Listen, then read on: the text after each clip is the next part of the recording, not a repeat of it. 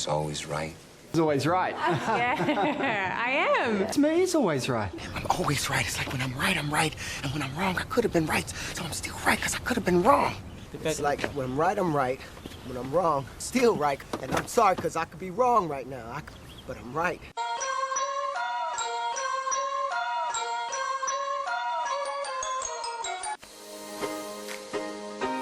Welcome to Pimpy's Investment Chat, where we keep investment talk simple. And here's your host, Pimpy. What is going on out there, peeps? Sometimes I go from one chat to another and I read the posts that people put there, and I often wonder, how the hell are people so misinformed? So when you start asking questions, what you find out is a lot of information that's being shared out there by the content creators is incorrect because they're misinformed. And I got plenty of examples to show you what I'm talking about. No, I'm not picking on the gurus, and no, I don't hate them. Here's the thing that gets me about these content creators. They always say, all you have to do is a little research. All you have to do is a little bit more deep diving. If you'd have just understood the article a little bit more, if you'd have done a little research, and I keep thinking to myself, you guys don't even do the research. You don't do any deep diving. That, or you guys are not understanding the information that you're reading. So let's get into this so I can show you what I'm talking about. Before we get started, do me a favor, hit the thumbs up button. If you're not a subscriber, please do so, because when you do, it helps out the channel, and I certainly do appreciate it. If you're thinking about buying gold and silver, head on over to our friends at Miles Franklin. The link will be down below in the description. When you make your purchase, make sure you use promo code Pimpy, P-I-M-P-Y, and they'll take care of you. If you have any additional questions, you can reach us over here at this phone number or over here at this particular email. For all orders over $10,000, reach out by email and we'll make sure that you get a great deal. So come on over to Miles Franklin and add to your precious metal inventory. I was over here listening to Andy on his show because I am a owner of stocks over there in Iraq. But then Andy said something that you hear from all the content creators, and that is this. There are many good signs about what Iraq is doing, and they will be a part of the WTO at some point. It is only a matter of time, and as I've stated before, they cannot be a part of the WTO and have a program rate at the same time. Oh yeah, cannot have a program rate. Haven't you guys heard that a million times? A monetary program exchange rate refers to the rate at which one currency is exchanged for another in a foreign exchange program. These programs are designated to facilitate international trade and investment by providing a platform for individuals and business to convert their domestic currency into a foreign one at a predetermined rate. In order to understand program exchange rates for money, it is essential to first grasp the concept of a currency exchange. Currency exchange rates are determined by various factors, including economic indicators, political stability, and market speculation.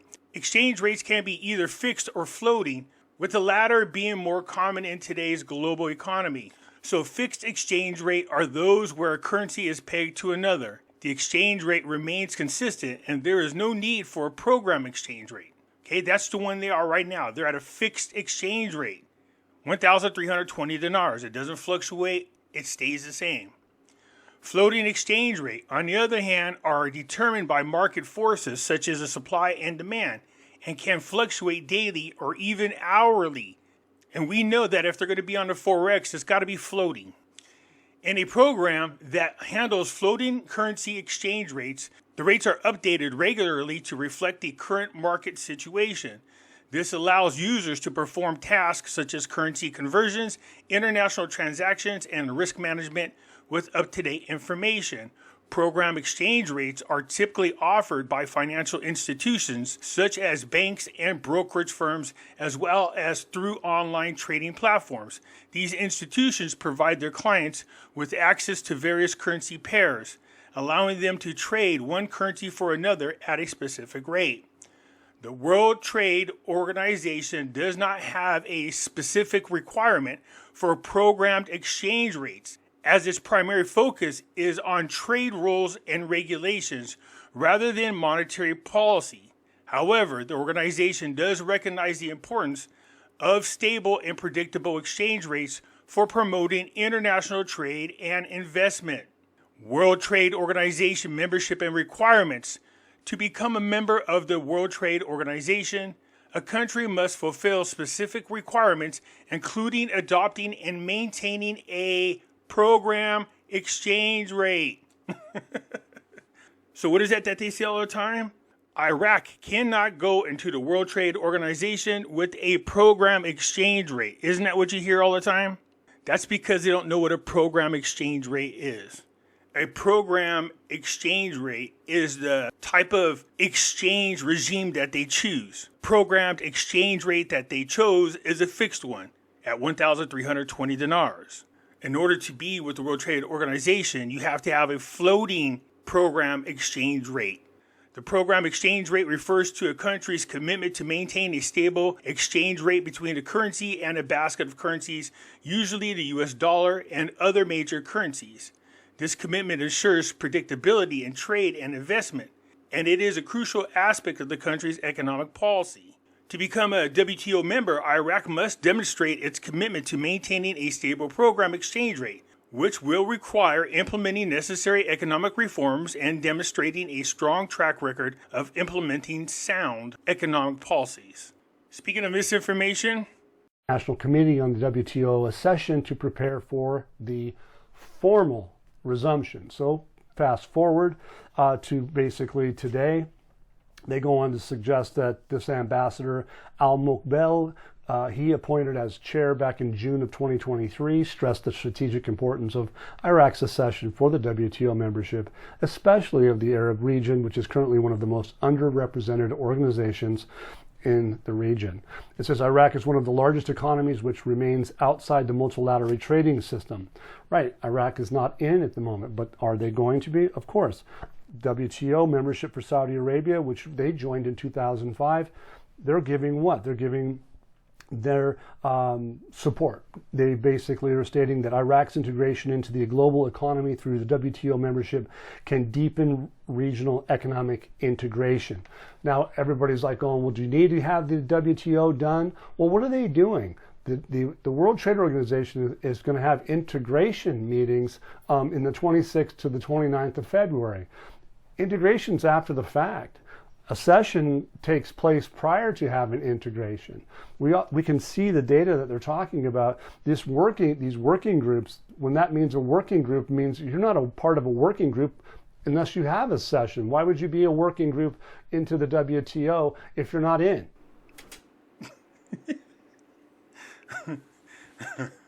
You know, if anything at all, when it comes to militia, man, gosh, this guy sure could entertain the hell right out of me, man.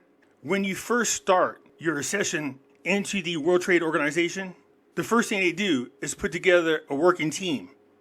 They're like a group of people that are the liaison between the World Trade Organization and your country. You guys work together to help the country get through the process. That's the first thing they do. And they stay with you all the way through the process. So what is he saying? You don't get that till you're in? Well, Iraq's not in the World Trade Organization. As far as integration meetings, what they're talking about is there will be recommendations from the World Trade Organization about policies and procedures, things that need to change in order for Iraq to be in compliance with the World Trade Organization. And those policies and procedures need to be implemented. So part of the meaning of integration is them integrating the policies and procedures and changes needed in Iraq in order to meet the requirements of the World Trade Organization.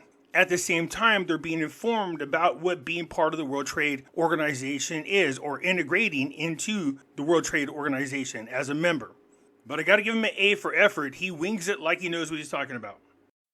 It's really simple, so everybody needs to read the articles and pay attention, because a lot of the buzzwords that I use in my YouTubes come from the articles. And so if you don't have a deep understanding, look, Patreon's filthy with information. We have over a year and a couple of months worth of fresh data, and the experience that comes from all of us being around in this reading news and analyzing news is not just 1 year. It's been 7 to 10 years just for me. Giving my free time. And they still don't have an understanding of what the hell's going on in Iraq. Keep in mind that what we do now is a little bit different. It's a little more in depth, and what we're talking about is integration. And integration, Iraq is getting ready for that integration. I believe that the support from Saudi Arabia and other countries is phenomenal, and they are a big player in the Middle East. For them to come public with the support from the WTO, for them to have a session in the WTO, take it seriously. And is it radical? Yeah, it's radical. Has it ever happened before? No. So Saudi Arabia welcoming Iraq into the World Trade Organization is radical. And no other country's ever welcomed another country before into the World Trade Organization, because it's never been done before, according to him. It says here that the action plan updated information on agricultural domestic support and questionnaires on import licensing and customs valuations. Well, if you have any idea what customs valuations are, what the WTO is talking about is an exchange rate. Exchange rate changes. No.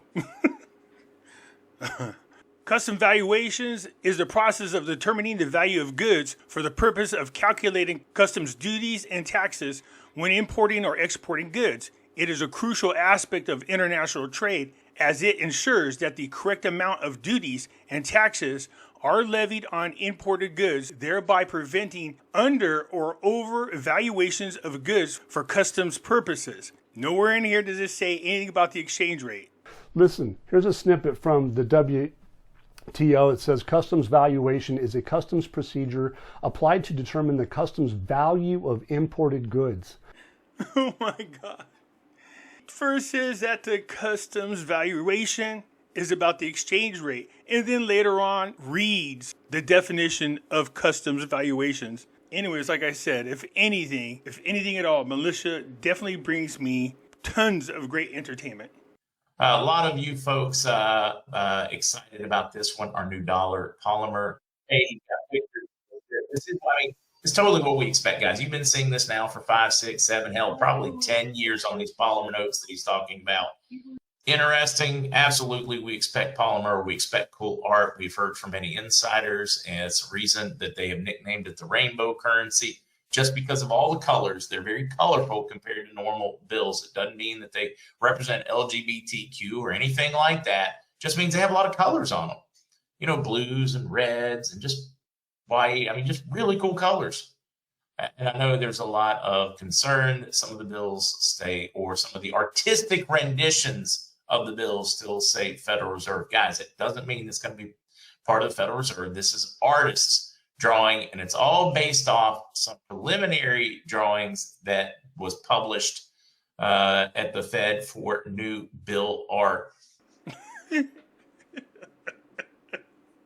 Yes, they're beautiful dollars. They're very, very colorful, and there's a lot of detail in them. But what these truly are, these are concept dollars. So I'll leave a link for this website, New US Dollar Concept Designs.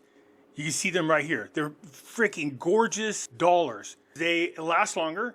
You can't counterfeit them because they have tons of anti-counterfeiting security features in the dollars. And I'm going to show you them here in just a moment.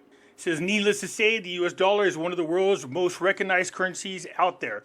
But in our opinion, here at Collectors HQ, it is long overdue a design overhaul. It would appear that we're not alone in the opinion, as implicitly talented graphic designer Andre August, I'm probably hacking his name up, has taken it upon himself, has come up with a new concept design for the dollar bill, and we're pretty sure it will appeal to those who have grown weary of the same old currency in the US. Now it has music on it, so I had to mute it. But look at these dollars. They are absolutely gorgeous. And this is what the art looks like on the bills.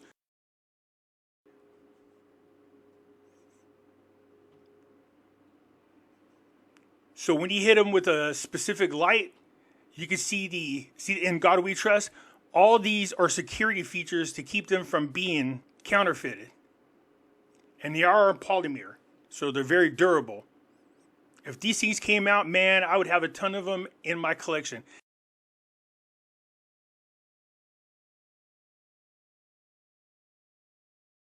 And yes, I have a set of these. Look at the artwork. This designer is phenomenal.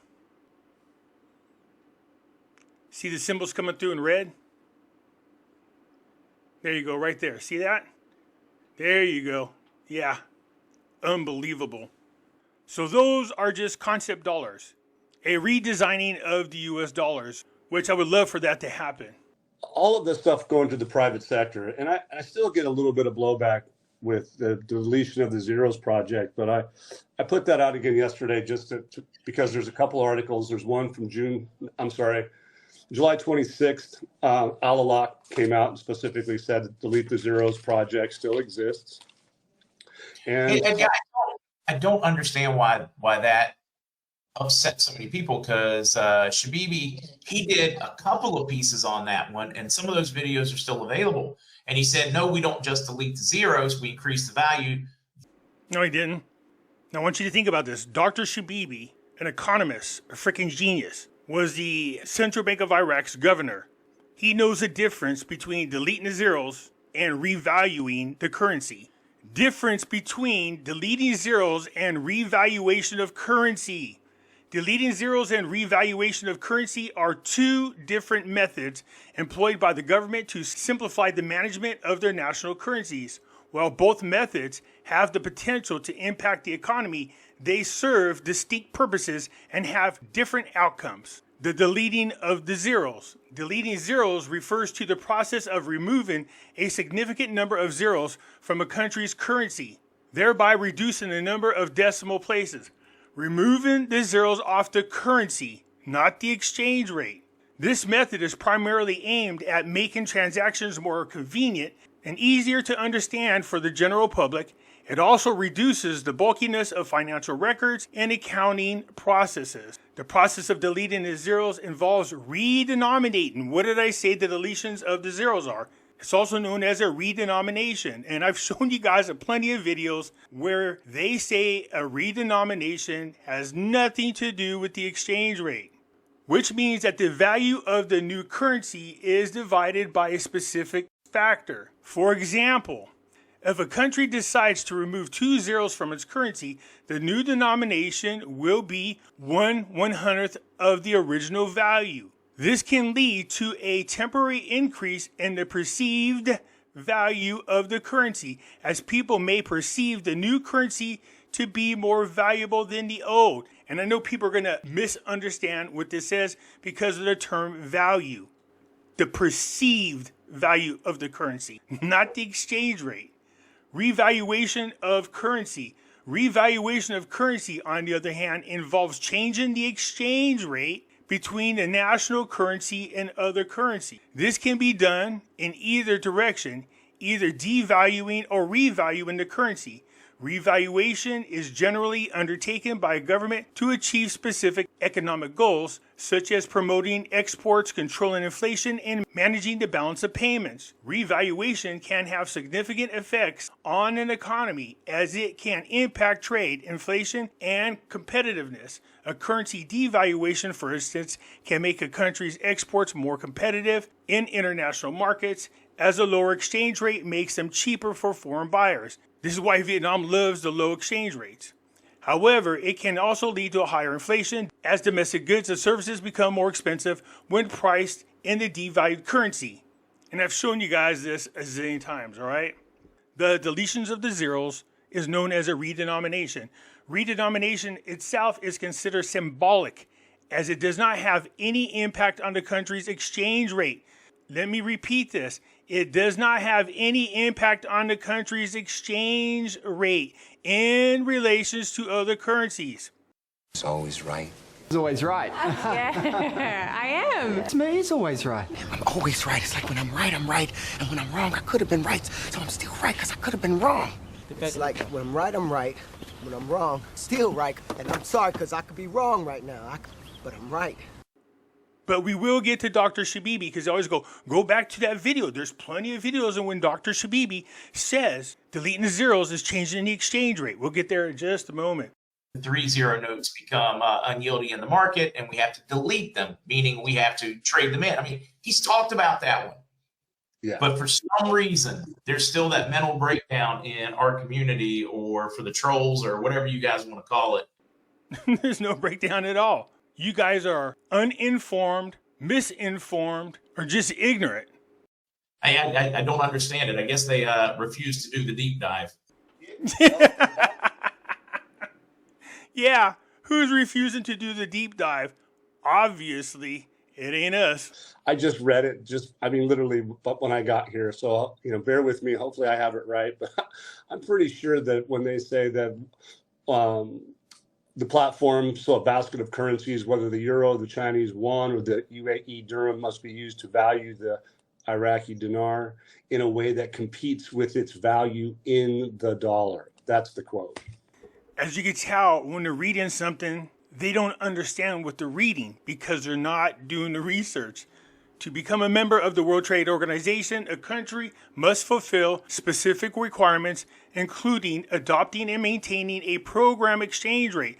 The program exchange rate refers to a country's commitment to maintain a stable exchange rate between its currency and a basket of currencies, what they were just talking about, usually the US dollar and other major currencies. I'm pretty sure that when they say that the platform, so a basket of currencies, whether the euro, the Chinese yuan, or the UAE dirham, must be used to value the Iraqi dinar in a way that competes with its value in the dollar. That's the quote. Oh my God. That's telling. Yeah, it is. Yeah, it's telling, all right. So you're at 1310. You have to adjust the exchange rate. So in other words, if you're going to drop 3 zeros, you're going to take it from 0007 and you're going to make it 0.7.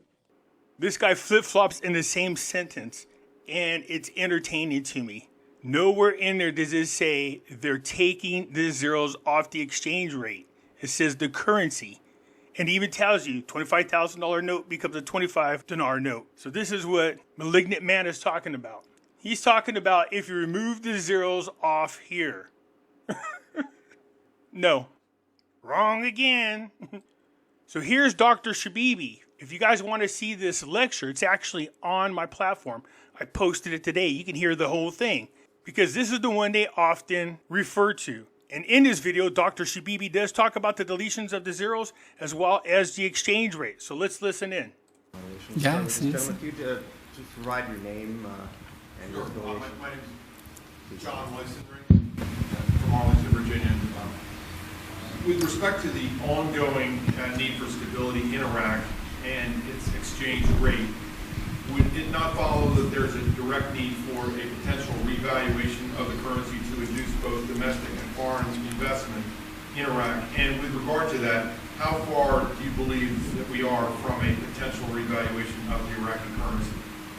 Well, thank you very much for this question. And well, even if I know the answer, I cannot tell you. You heard what he said. This guy's asking him about when the revaluation is going to take place.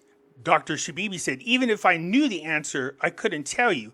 That's why when I hear all these people talk about they got their special intel person within the Central Bank of Iraq who's telling them when it's going to revalue, it's a lie. That's illegal. That's like insider trading. Well, the thing is, no, I think the question is all, you cannot have an economist saying without the answer, it depends, you know. So the question here is actually a revaluation which really is going to depend on to what extent we are going to continue, let us say, controlling inflation. As you know, I don't know if you go to the central bank law, you will see it's in the website. You will see the first objective is maintaining price stability. So there is a little bit of inflation in Iraq. I mean, it's now, it used to be 2% or 3%, now it's about 5%. But we are watching that very carefully. If this inflation continues, we will have to revisit. It's more than revisiting, I cannot say. We are going to revisit the question of exchange rate because, I mean, revaluation, I mean, depends on inflation. Of course, I mean, You know, the other factors that determine the movement in currencies are a lot. I mean, some kind we look at trade, I mean, exports and imports and all your obligations and the balance of payment and all these things. Definitely, no doubt, you look at those. But those are problems relating with more with the development part of the economy. The question of maintaining price stability is really something you see the inflation and all these things, because nobody else in the economy is concerned with inflation. I mean, the government, when it put its budget, I mean, the government is spender and the central bank is saver. So it's not very important for them to mention and to concentrate on inflation. So actually the question here that we are going to track and follow the development in inflation first, and of course other factors which I mentioned second, and then we will determine our exchange rate movement. Thank you, Governor. This may be the same question, so I can understand if you can't answer it, but I've heard a report that... Can I have your name, please? Oh, my name is Bob Kelly. I am an investor in Iraq, the Summit Hotel in the international zone with the OPIC financing. But I've heard a report that just in the last couple of days that Iraq is about to cut 3 zeros off of the currency, and that they call that redenomination. That may be the same question that you just received, but I wondered if you had any information about that. Well, I mean, I don't know whether it's the same question. I think this cutting 3 zeros shouldn't be exaggerated, actually, the problem. I mean, the question is just redenomination, and I mean, people, of course, you see a lot of people that writing a lot of articles in the newspapers, I mean, criticizing the central bank that is going to, the value of the Iraqi dinar is going to depreciate or something, all kind of talk. I mean, this is a question just actually to facilitate payment, facilitate actually ease of counting and all these things. And of course, I mean, when you see now a lot of figures, I mean, you see trillions or huge figures actually. When if you want to be precise, you put about 12 figures or 15 figures and all these things, 15 digits or something. So I think we have a plan on that. And you remember why there was no actually a government decree to add these zeros. They happened actually because of the course of development of the economy at the beginning of the 80s. I mean, just inflation was very high. Inflation was rampant, and therefore, I mean, small notes and these things were actually started not to be used on these things. So government started to add the 3 zeros and these things and at the time. And of course, conditions are different now. Inflation under control, exchange rate is managed by the central bank, all these things. When you had actually the zeros, you could not manage, not of course because of the fault of the government or the central bank, which I think there was, but I think the question is that because there were a lot of exogenous factors. I mean, we're not saying that we are champions now. I mean, there were actually a lot of external factors which affected actually the behavior of all economic stakeholders. And therefore, actually, a lot of people didn't know actually what to do. They have started to add 3 zeros and all these things. So now, actually, the situation is completely different from that time. You had a high inflation, you have now a low inflation. You had actually something which is a stable macroeconomic situation. I mean, at the time, actually, the situation was not stable. So the only way to combat all of these things at the time is to increase the denomination and put 3 zeros, to bring back the Iraqi dinar, where actually 3 zeros are removed. And of course, this will have gone hand in hand with monitoring of the exchange rate and all these things, and we will see. I think now it is. So you heard me said, delete the zeros, and that will go hand in hand with monitoring the exchange rate. Not deleting the zeros is changing the exchange rate. So if Dr. Shabibi believed that deleting the zeros meant changing the exchange rate, why would he say deleting the zeros, you monitor the exchange rate? Actually, something which is a stable macroeconomic situation. I mean, at the time, actually, the situation was not stable. The only way to combat all of these things at the time is to increase the denomination and put 3 zeros.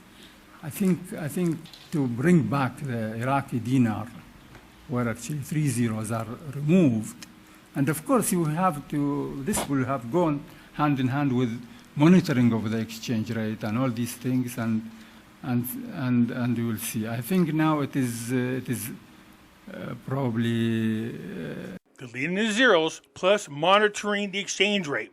Why is he mentioning them as two separate things? That's because they are. I mean, we are studying that. Not studying. We have decided actually on that. But when to implement that, to remove all these 3 zeros is very soon. But of course, this requires not only the central bank activity. It requires, because I mean, it's something you have to make a lot of propaganda, a lot of advertisement campaign and all these things, and you have, of course, to go probably a campaign to educate a lot of people on these things. So I think it needs a lot of help from the government, from many people in the government, especially the security forces. And if we hope that security forces become less busy with the violence issue so that they can devote time for us. So what it comes down to is that these content creators are purposely misleading their listeners, or they're ignorant, but it's more likely they're misleading you. Talking about, oh, people don't do the deep dive, oh, they're trolls, oh, but I show you the receipts. They don't. Their concern is they will lose subscribers if they tell you the truth. As you can plainly see, that's not a concern of mine. Telling you the right information is a concern. They always talk about, oh, we want to get you the right information, but they don't. They don't actually read the information. They don't do the research. They don't look into these organizations. They don't look into currency exchange policies. They don't explain to the listeners what influences the exchange rate, what factors are involved. And so it causes a lot of confusion within the dinar community. And they are mostly to blame for that. But that's just it. If you've been purposely misleading your listeners for so long, it's really hard for a lot of them to get out of that pattern because they're concerned of losing subscribers. For me, this isn't about who's right, who's wrong, who's first. It's about making sure the right information gets out to you properly. And every content creator says that, but only some of us mean it. But what I think is interesting is when listeners hear this information, they somehow, some way come up with the conclusion, oh, this content creator doesn't believe in the RV or doesn't believe the RV is going to happen. Nobody ever said that. What we're doing is explaining to you the thinking process that goes behind determining an exchange rate. The information isn't a reason to feel down. There's no reason for it to be depressing. It has nothing to do with whether somebody believes in investing in the Iraqi dinar or if somebody believes that the revaluation of the Iraqi dinar is going to happen. All this is information about what's taken in consideration when determining the movement of an exchange rate. That's all it is. Pimpy doesn't know what he's talking about. He doesn't think it's going to revalue. I didn't say that. I never said that. Anyways, let me know what you think. I look forward to hearing from you. I'm out.